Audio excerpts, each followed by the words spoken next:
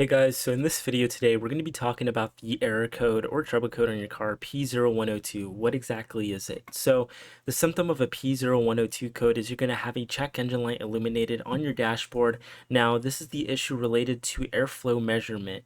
The sensor may call for a MAF sensor as well. So any rough idling or stalling, reduced fuel efficiency, black smoke from exhaust, hard starting or hesitation are symptoms of the P0102 code. Now below these symptoms is going to be a description if you want to go ahead and read those more, but we're going to go ahead and move on here.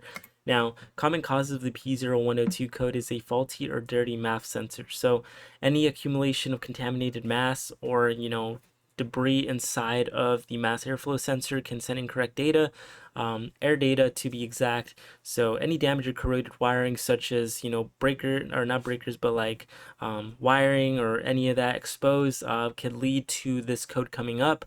It may be dedicated to wherever the issue's at as well.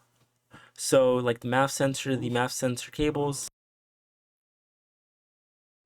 So next up is going to be the vacuum leaks. So just check for proper measurement of incoming air, and then clogged air filter and PCM issues. So PCM issues isn't too much. If your car's not able to read codes, then it is your PCM. But if your PCM is letting you receive codes, then you're totally fine.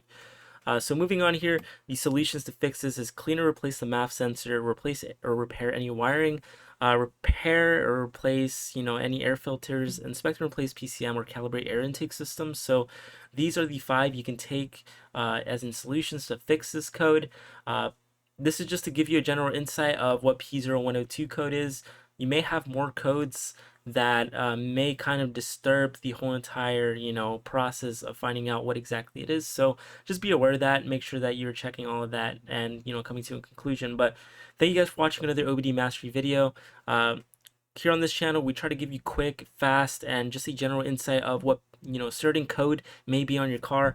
So if you're up for that, don't forget to subscribe and leave a like if you did find this video helpful, and we'll see you all until next time.